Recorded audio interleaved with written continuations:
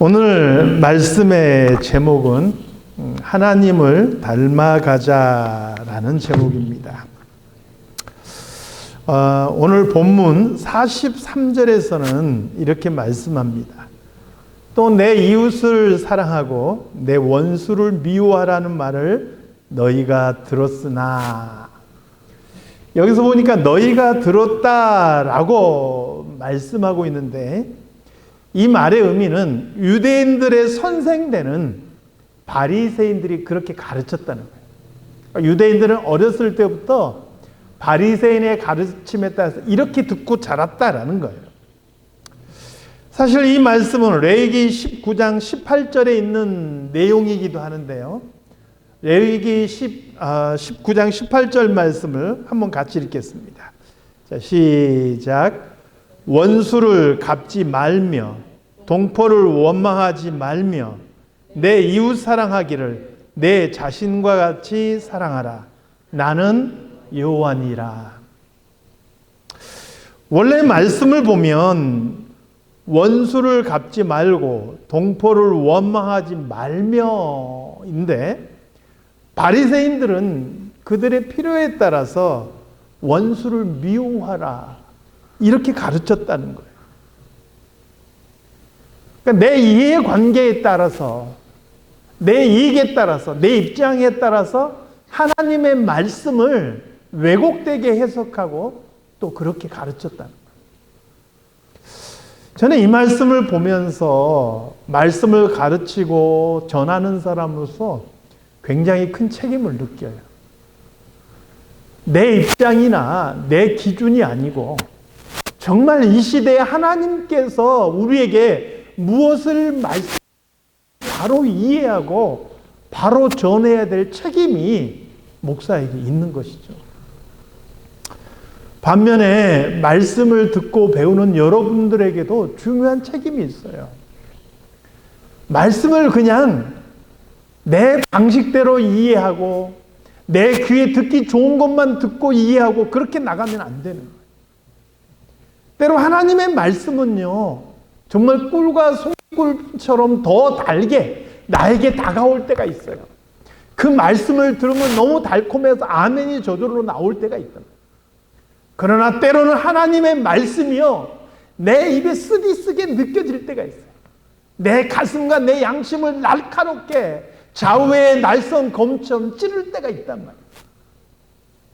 그럼에도 불구하고 하나님의 말씀 앞에서 내가 듣기 좋은 것만 내가 듣고 내가 쓴소리는 정말 외면하고 그런 것이 아니고 말씀을 그 자체로 받고 아멘 할 수 있는 그런 책임이 여러분들에게도 있다는 거예요.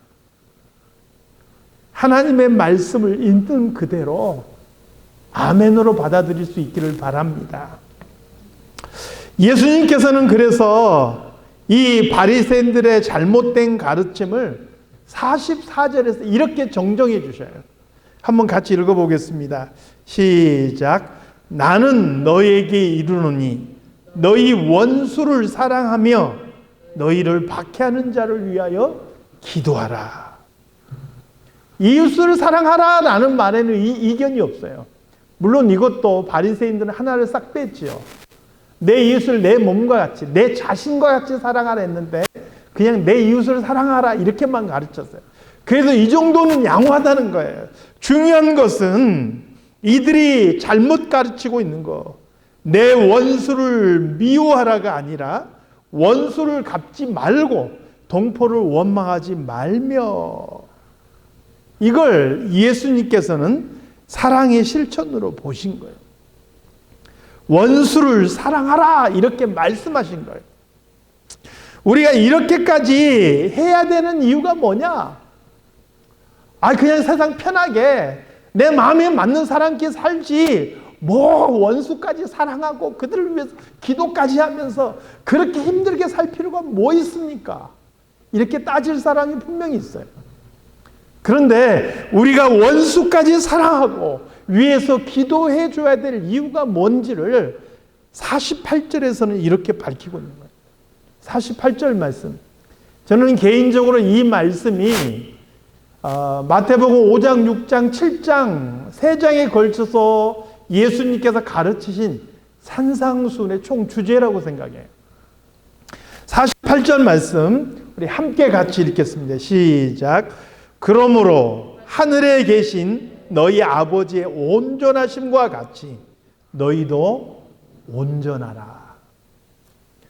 예수님께서요, 그냥 순수하게 예수님의 생각으로 말씀하시는 게 아니라 모든 말씀이 다 성경에 근거하고 있어요. 이 말씀이 레위기에도 비슷한 말씀이 있어요. 레위기 19장 2절 말씀인데 함께 같이 읽겠습니다. 시작. 너는 이스라엘 자손의 온 회중에게 말하여 이르라. 너희는 거룩하라. 이는 나 여호와 너희 하나님이 거룩함이니라. 이 말씀이 레위기의 총 주제예요. 하나님의 거룩함으로 하나님의 백성된 너희도 거룩해야 된다라고 말씀하고 있는 거예요. 마찬가지로 예수님께서 새롭게 우리에게 주신 윤리 규범에서 총 주제라고 할 수 있는 이 말씀은 무엇을 명령하느냐?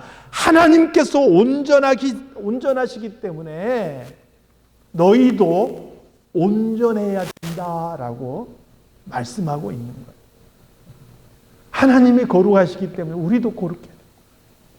하나님이 온전하시기 때문에 우리도 온전해야 돼요. 이 말을 저는 딱 한 줄로 이렇게 바꾸고 싶어요. 우리 같이 한번 읽어볼까요? 시작. 하나님을 닮아야 한다. 거룩하신 하나님, 그 백성이라면 그 하나님을 닮아서 거룩해져 가야 돼요. 온전하신 하나님, 그 백성이라면 그 하나님을 닮아 온전해져 가야 된다는 거예요. 우리가 하나님을 닮기 위해서는 이웃을 사랑할 뿐만 아니라 원수를 사랑하고 박해하는 자를 위해서도 기도해야 한다는 거예요. 왜요? 우리를 향하신 하나님의 사랑이 그와 같았기 때문에 그렇습니다. 하나님의 사랑이 그와 같았기 때문에 하나님을 닮아가려면 우리도 그렇게 해야 된다는 거예요. 제 손에 레이저 포인터가 있어요. 빨간 불 보이시나요? 굉장히 작죠. 그래서 이거 원래 사람 눈에 쏘면 안 되는 거예요. 근데 몸에는 쏠 수가 있는데 이 불빛이 작고 쭉 뻗어나가기 때문에 제가 누군가를 지적하려면 이걸로 딱 지적할 수가 있어요. 제가 딱 지금 우리 지승훈 집사님을 딱 지적했어요. 그런데 지금 위에 비치는 이 전기불은 제가 누구 한 사람을 특정해서 그 사람만 비출 수가 없어요. 왜요? 이 불빛이 넓게 퍼져서 비추기 때문에. 그러면 이 지구촌에, 아니 이 태양계 안에서 가장 큰 불빛인 태양은 어떻습니까? 이 태양빛은 너무나 크고 너무나 광범위하게 비추기 때문에 누구 특별한 사람에게만 비춰주는 게 아니에요. 이 태양빛은 악한 사람이든 선한 사람이든 가리지 않고 모두에게 골고루 비추어지는 것입니다.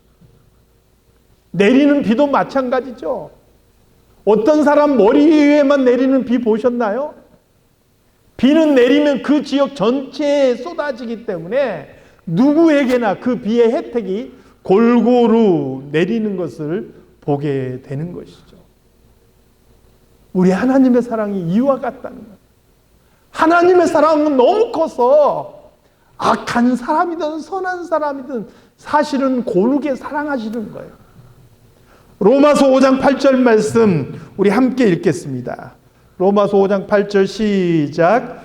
우리가 아직 죄인 되었을 때 그리스도께서 우리를 위하여 죽으심으로 하나님께서 우리에 대한 자기의 사랑을 확증하셨느니라. 지금이야 우리가 하나님의 자녀라 그러고 의의 옷을 입고 이 자리에 나와 있지만 본래 우리도 죄인인 거예요. 우리 자신이 내세울 것 하나 없는 죄인일 뿐이에요. 그런데 하나님께서 우리가 죄인 되었을 때 예수 그리스도를 우리에게 보내주심으로 우리에 대한 하나님의 사랑을 확증해 보이셨어요. 그 사랑이 우리에게만 주어질 거라고 생각하는 것은 착각이라는 거예요. 하나님은 사랑받을 수 없는 죄인임에도 불구하고 우리를 사랑하시고 우리를 구원하셨어요. 마찬가지로 나를 사랑하시고 나를 구원하신 하나님께서 지금 우리가 저 악하다고 하는 그 사람조차도 구원받기를 원하신다는 거예요. 우리의 생각은 그렇죠. 나를 사랑해주고 나에게 잘해주는 사람이 잘 됐으면 좋겠고, 나 힘들게 하고 괴롭게 하는 사람 콱 망해버렸으면 좋겠고, 그게 우리 마음일 수 있어요. 하나님은 그렇지 않다.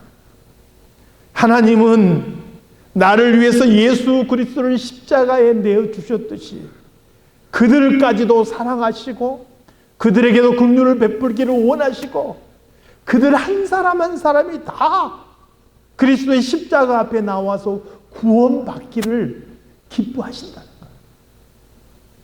그래서 우리는 이걸 잊어버리면 안 돼요.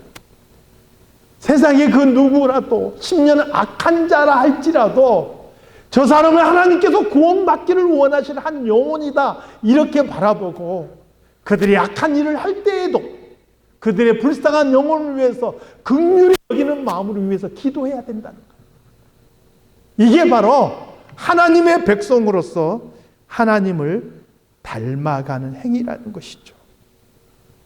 나를 사랑하는 사람을 사랑하고 나를 미워하는 사람을 미워하는 것.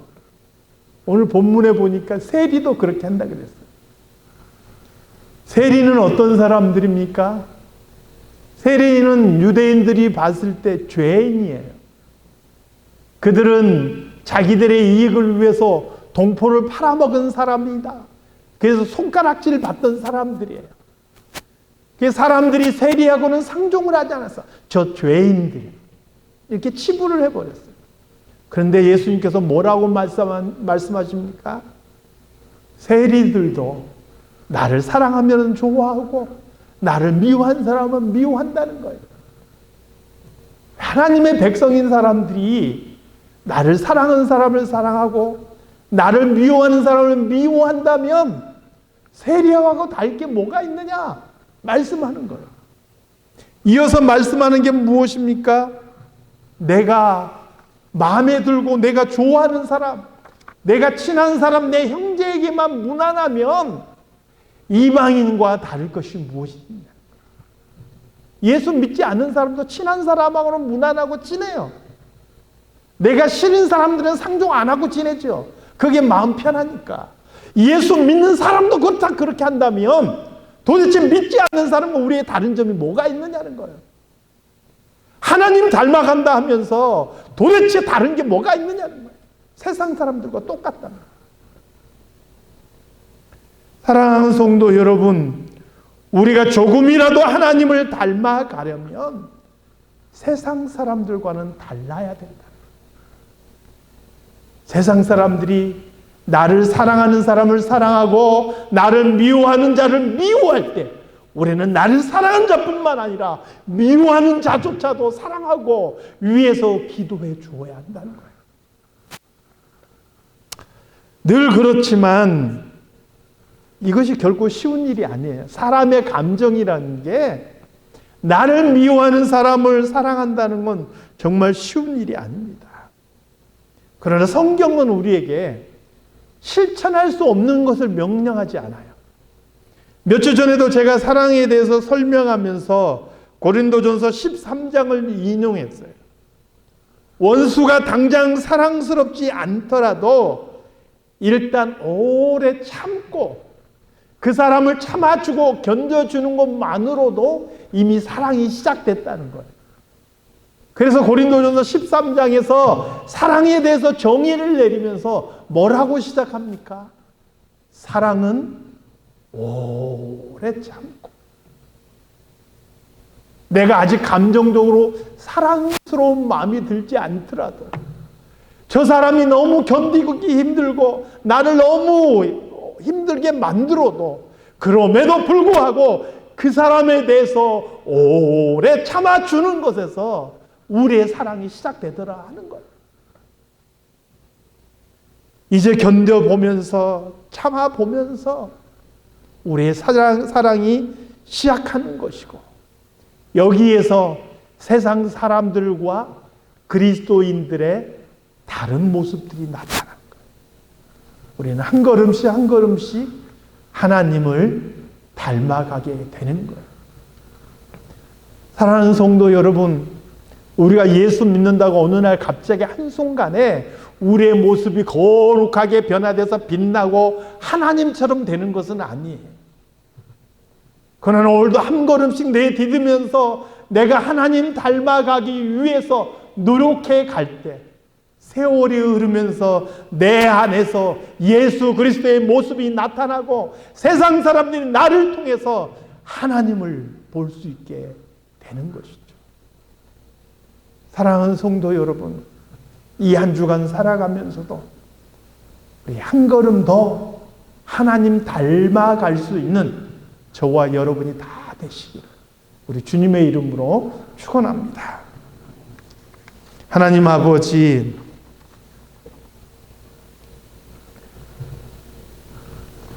하늘에 계신 너희 아버지의 온전하심 같이 너희도 온전하라 말씀하셨는데, 하나님의 거룩하심과 같이 너희도 거룩하라 말씀하셨는데, 이제 우리 삶 속에서 단 한 걸음이라도 하나님을 닮아가기 위해서 앞으로 나아가는 저희들이 되게 하여 주시옵소서.